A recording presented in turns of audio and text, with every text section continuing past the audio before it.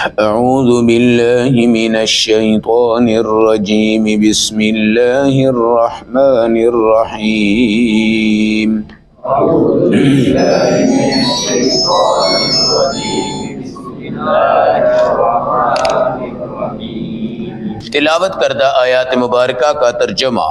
فرعون حضرت موسیٰ سے کہنے لگا وما رب العالمین، جو جہاں کا رب تم بتا رہے ہو وہ کیسا ہے، کون ہے؟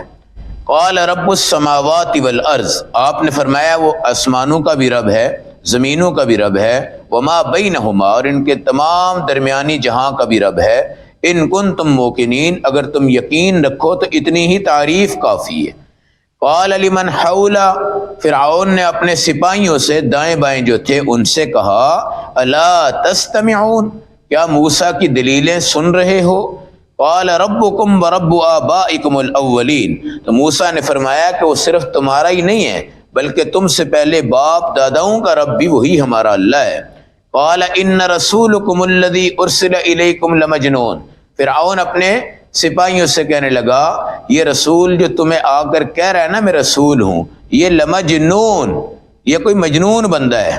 قال، پھر حضرت موسیٰ نے کہا رب المشرق، مشرق کا بھی رب ہے، مغرب کا بھی رب ہے، ان کے تمام درمیانی جہاں کا بھی رب ہے اگر تم عقل رکھتے ہو۔ قال، اب اور غصے میں فرعون آیا لئن اتخذت الہا غیری لاجعلنک من المسجونین، اب تو نے اگر میرے سوا کسی کو خدا کہا تو میں تجھے قید کر ڈالوں گا۔ قال اولو جئتک بشیء مبین، حضرت موسیٰ نے کہا میں اس سے بھی کوئی واضح دلیل تجھے بتا دوں۔ قال فأت بہ ان کنت من الصادقین، فرعون کہنے لگا ٹھیک ہے اور کوئی دلیل ہے تو لے آؤ۔ فألقى عصا، آپ نے اپنا عصا ڈالا، فإذا هي ثعبان مبین، تو وہ ایک اژدہا بن گیا۔ ونزع يده فإذا هي بيضاء للناظرین، آپ نے گریبان میں ہاتھ ڈالا تو وہ ایک چمکتا دمکتا دیکھنے والوں کے لیے ہاتھ بن گیا۔ آیت نمبر 23، 24، 25، 26، 27، 28، 29، 30، 31، 32، 33، پارہ نمبر 19 سورۃ الشعراء۔ فرعون کے سامنے حضرت موسیٰ کا جرأت مندانہ کلام۔ آپ کو یہ ڈر تھا کہ میں نے ایک قبطی بندہ مارا ہے، ہو سکتا ہے کہ اس بہانے فرعون مجھے قتل کروا ڈالے، لیکن جب اللہ نے بھیجا ہے نا تو اللہ نے حوصلہ بھی بڑھایا ہے، اللہ نے طاقت بھی بڑھائی ہے، اللہ نے جرأت بھی بڑھائی ہے۔ حالانکہ اللہ نے کہا ٹھیک ہے تم ہارون کو بھی لے جاؤ، وہی گفتگو کریں گے، لیکن یہاں ہارون کی گفتگو نہیں ہے، گفتگو پھر بھی وہی لکنت والا پیغمبر حضرت موسیٰ کر رہا ہے۔ اور یاد رکھیے جب خدا کی تعریف کی جائے تو لکنت کی ایسی تیسی ہو جاتی ہے، اور تعریف کے اندر اللہ جوش بھی پیدا کرتے ہیں، زینت بھی پیدا کرتے ہیں، خوبصورتی بھی پیدا کرتے ہیں۔ آپ بہت سے لوگوں کو دیکھیں کہ وہ تھتلاتے ہیں مگر قرآن پڑھتے ہوئے نہیں تھتلاتے اور اذان پڑھتے ہوئے نہیں تھتلاتے، یہ رب کی طرف سے ایک نظام کائنات ہے جو دکھاتا ہے۔ فرعون کے سامنے تمام اس کے فوجی تھے جن کو وہ یہ کہتا تھا کہ میں تمہارا رب ہوں، اور وہ اس کو رب مانتے تھے۔ اب حضرت موسیٰ ہے، ساتھ ہارون ہیں، آپ کے ساتھ اور کوئی نہیں ہے، آپ بنی اسرائیل کو آزاد کروانے آئے ہیں۔ آپ نے جب رب کی دعوت دی اس نے کہا وما رب العالمین، یہ جہاں کا رب رب رب رب تم نے لگائی ہے وہ کون ہے؟ فرمایا وہ آسمانوں کا بھی ہے، زمینوں کا بھی ہے، سارے جہاں کا رب ہے۔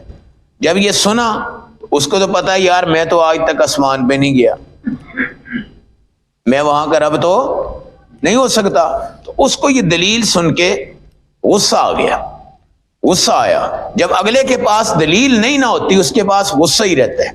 اور یاد رکھیے اگلے کے غصے پہ غصہ مت کرو، اگلے کے غصے پہ دلائل کی بارش کرو، اور دلائل کی بارش جو ہوتی ہے وہ ایٹم بم سے بھی تیز ہوتی ہے۔ غصہ کرو گے نہ بات بنے گی، نہ کام بنے گا، نہ کلام بنے گا، نہ مجلس بنے گی۔ دیکھو کہ موسیٰ جیسا جلالی بھی کوئی نہیں ہے، انہوں نے ملک الموت کو بھی مار دیا تھا تھپڑ، ملک الموت کو بھی۔ ایک دفعہ ان کی قوم نے کہا جی حضرت موسیٰ ایک بیماری میں مبتلا ہیں، یہ عورت کے قابل نہیں ہے، عورت کے قابل، اس بیماری کو فتق کہا جاتا ہے۔ فتق ایک مثانے کی تکلیف ہے جس میں مردانہ صلاحیتوں سے بندہ کیا ہوتا ہے؟ محروم۔ ہر قوم سمجھتی تھی کہ واقعتاً موسیٰ مردوں کے قابل، اللہ نے ایک نظام یہ دکھایا کہ اس وقت ننگے نہاتے تھے سارے، حضرت موسیٰ خیر اندر نہا رہے تھے حمام میں تو کپڑے پتھر پہ رکھے، وہ پتھر لے کے کپڑے ہی بھاگ گئے۔ اب باہر آئے جناب کپڑے کوئی نہیں، اب دینا کس نے تھا؟ تو ان کا جوش بڑھا تو وہ ننگے ہی پتھر کے پیچھے بھاگ گئے۔ اب وہ جو قوم الزام لگاتی تھی نا، اس نے آپ کی شرمگاہ کو بھی دیکھ لیا، آپ کے مثانے کو بھی دیکھ لیا، مختلف چیزوں کو دیکھ لیا۔ اللہ نے دکھایا کہ موسیٰ معذور نہیں ہے، باصلاحیت ہے۔ بعد میں آپ نے پتھر کو پکڑا اور پتھر کو بھی مارنا شروع کر دی۔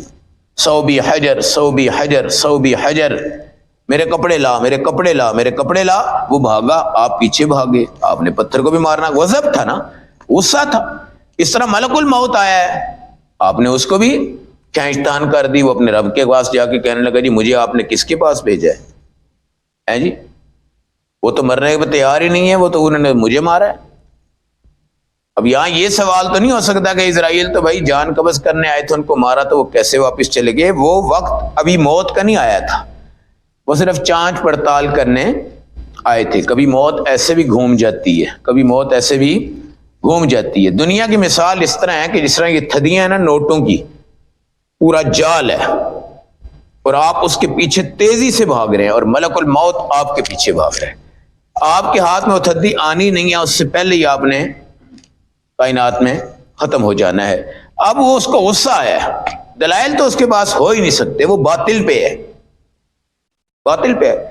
اب کیا کہنے لگا جب آپ نے کہا بھئی وہ آسمان کا بھی رب ہے، زمین کا رب ہے، اس نے پھر لمن حولہ، ساروں کو ادھر ادھر ادھر دیکھنے لگا، الا تسمعون، یار تم اس کی بات سن رہے ہو؟ یہ کیا کہہ رہا ہے؟ آسمانوں کا رب ہے، زمینوں کا رب ہے۔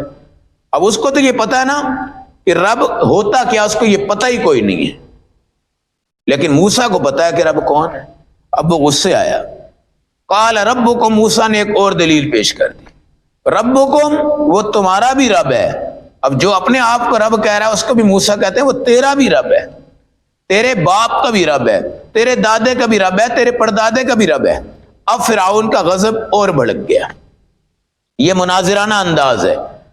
ہمارے جو مناظر حضرات ہوتے ہیں نا، وہ مکے دھکے نہیں کرتے، وہ دور دور بیٹھتے ہیں، بیچ میں جج ہوتا ہے اور دلائل پیش کرتے ہیں، اور جو مخالف ہوتے ہیں نا ان کو اتنا غصہ آتا ہے نا، لیکن ہمارے جو مناظرین ہیں ان کو غصہ نہیں آتا، وہ آگے سے مسکراتے ہیں، پھر دلائل پیش کر دیتے ہیں، پھر آگے سے غصہ آتا ہے۔ اب فرعون کو اور کیا آ گیا؟ غصہ آ گیا۔ فرعون کیا کہنے لگا؟ ان رسولکم الذی ارسل الیکم لمجنون، اے بنی اسرائیل والو، یہ تمہارا رسول بن کر آیا، یہ مجنون ہے۔ کیا ہے بھائی؟ ظاہر ہے جب پتھروں کو خدا مانے، ستاروں کو خدا مانے، فرعون کو خدا مانے، بتوں کو خدا مانے، اور ان کے سامنے کہا جائے کہ تمہارا رب بھی کوئی اور ہے، تمہارے باپ کا بھی رب کوئی اور ہے، تمہارے دادے کا بھی رب کوئی اور ہے، تو اس کا جو غیظ و غضب ہوتا ہے نا وہ آج فرعون میں نظر آ رہا ہے۔ اب اس نے چودراہٹ بھی تو دکھانی ہے، پوری فوج کے سامنے وہ کھڑا ہے، ادھر سے دلائل کی بارش ہے، اس کے بعد دلائل کوئی نہیں ہے۔ کبھی یہ ان سے کہتا ہے یار سنو یہ کیا کہہ رہا ہے، یہ تو مجنون لگتا ہے، بس یہی دلائل ہے اور کچھ بھی نہیں ہے۔ پھر آپ نے اور خوبصورت دلائل پیش کیا، رب المشرق والمغرب، وہ مشرق کا بھی رب ہے، مغرب کا بھی رب ہے۔ اب اس کو بھی پتا ہے فرعون کو، یار یہ سورج میں تو نہیں نکالتا، کوئی ستارے میں تو نہیں نکالتا، غروب میں تو نہیں کرتا، میں تو ویسے ہی رب بنا بیٹھا ہوں جی۔ تو یہ دلائل پیش کر دیا۔ جو عوام تھی وہ دلائل کو لے رہی ہے اور اس کے دل تک یہ دلائل جا رہے ہیں، اور فرعون کچھ بھی نہیں کر سکتا۔ فرعون ان کو کیا کہہ رہا ہے؟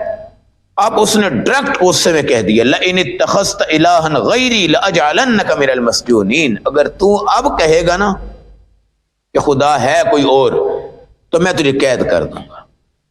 بس آخری حربہ اس کے پاس یہی تھا۔ حضرت موسیٰ دھیمے ہیں، ابھی آپ ابھی بالکل نرم ہیں، وہ کہتا ہے میں تمہیں قید کر دوں گا۔ یہی بات کہی تھی کس نے؟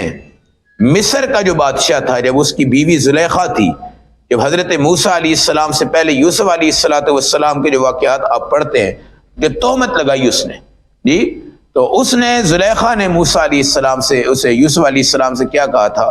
اگر تو میری بات نہیں مانے گا تو میں تجھے جیل میں ڈلوا دوں، قید کر دیں گے۔ آپ نے کیا فرمایا؟ رب السجن احب الی مما یدعوننی الیہ، یا اللہ یہ قید مجھے بہت پیاری ہے اس جرم سے جس کی طرف یہ مجھے بلا رہی ہے۔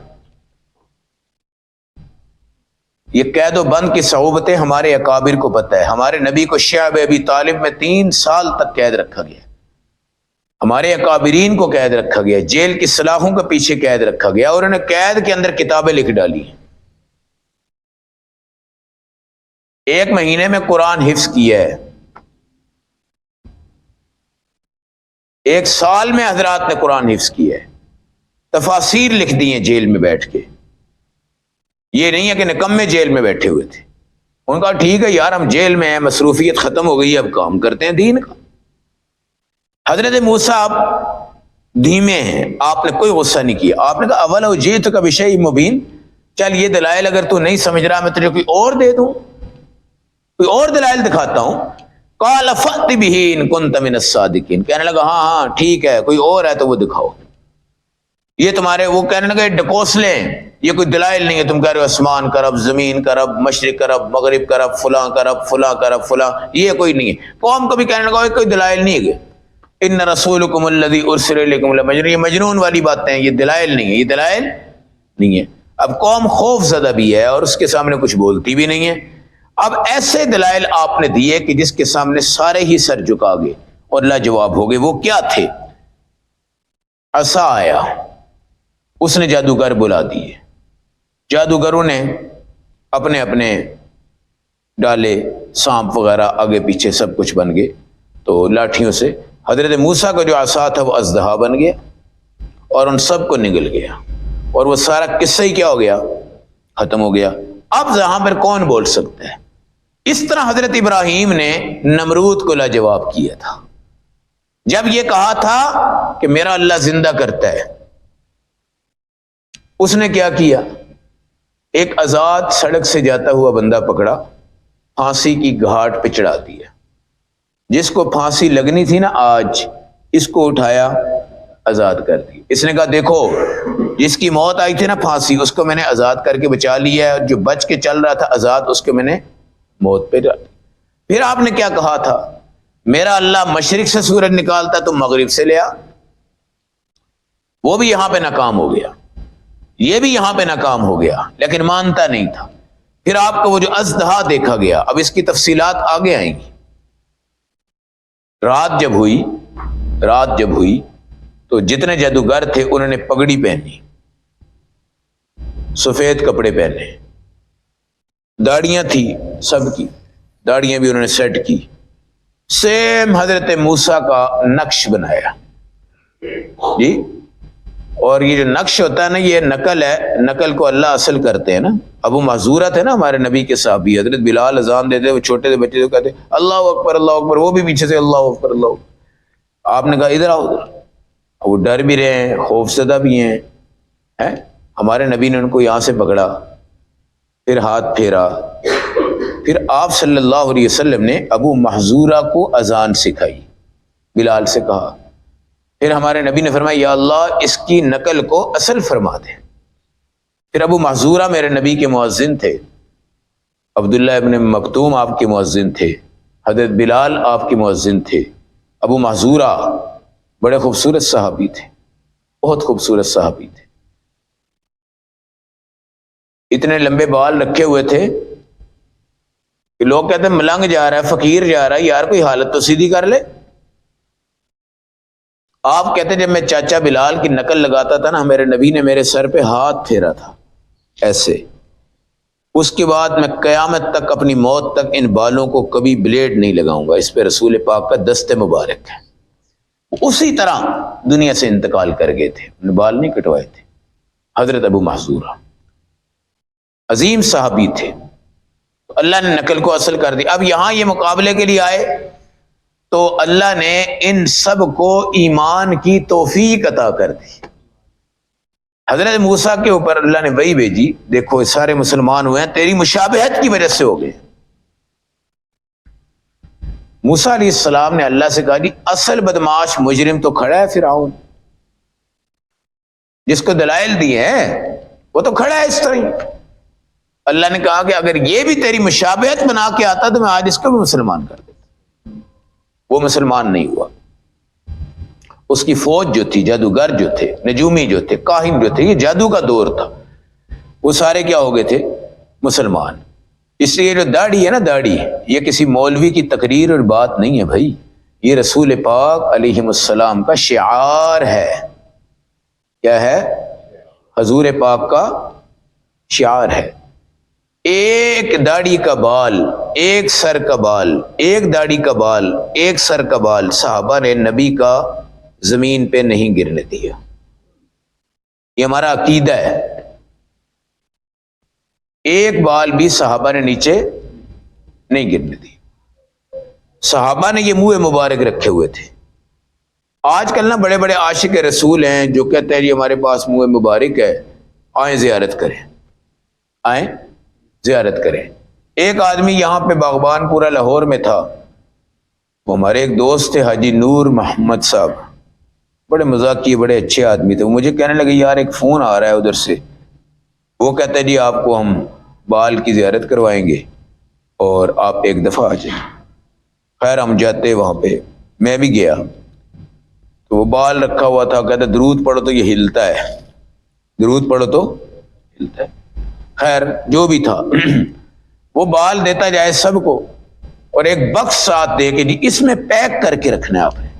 اور وہ بکس تھا 2000 روپے کا. یہ 1998 اور 99 کی بات ہے. میں نے کہا یار اللہ کے نبی کے بال بکتے تو نہیں ہیں. اللہ کے نبی کے بالوں کو کون عاشق ہے جو حضور پاک کے بالوں کو کسی کو دے رہا ہے؟ کوئی ہے ایسا بندہ؟ لو جی ایک منہ مبارک تم لے لو، ایک تم لے لو، ایک تم لے لو، ایک تم لے لو، ایک تم لے لو. اگر عاشق ہوتا تو اپنے پاس رکھتا. پھر اللہ نے ہمارے نبی کے بال کسی ایک بندے کو تو نہیں نہ دیے. منہ مبارک ہیں اور وہ قیامت تک رہیں گے. اور اس کی وجہ جانی ہے کہ نبی کے بال جنت ہیں. کیا ہیں؟ تمیز بھی آپ کی جنتی ہے. یہ جو چیزیں باقی ہیں نبی کی قیامت تک باقی کیوں ہیں کہ یہ جنت کی چیزیں ہیں، ان میں فنا نہیں ہے، ان میں فنا نہیں ہے، ان میں دوام ہے. نبی کے ساتھ مس ہو گئی جنتی ہو گئی. جب جنتی ہو گئی ان میں دوام آ گیا ہے، ہمیشگی آ گئی ہے، یہ ختم ہو ہی نہیں سکتے. مگر یہ نہیں ہے کہ ہر چوک چوراہے پہ نبی کے منہ مبارک ہوں کسی کے پاس. لوگ جھوٹا عشق کرتے ہیں، جھوٹا عشق کرتے ہیں. خیر ہمارے جامعہ اشرفیہ میں مستند انداز سے ایک تاریخ کے اعتبار سے منہ مبارک وہاں پہ موجود ہے اور اس کی بھی کبھی کبھی زیارت حضرات کرواتے ہیں اور وہ پوری تاریخ بتاتے ہیں کہ یہ کیسے آیا اور کس طرح آیا اور کس طرح آیا. اس وقت خیر تفصیل کا ٹائم نہیں، لیکن ہمارے پاکستان میں لاہور شہر میں منہ مبارک جامعہ اشرفیہ میں موجود ہے. کبھی کبھار اعلان ہوتا ہے تو وہاں پہ لوگ آتے ہیں. تو یہ سب کو شباہت رسول کی وجہ سے اللہ نے ایمان دے دیا. اور فرعون نے نہیں بنائی تھی، اس کو ایمان نہیں دی. آگے کیا ہوا؟ آپ نے یہ ہاتھ مبارک تھا ایسے گریبان میں ڈالا، اندر نکالا تو چمکتا ہوا، ایسے چمک رہا ہے، چمک لشکارے مار رہا ہے.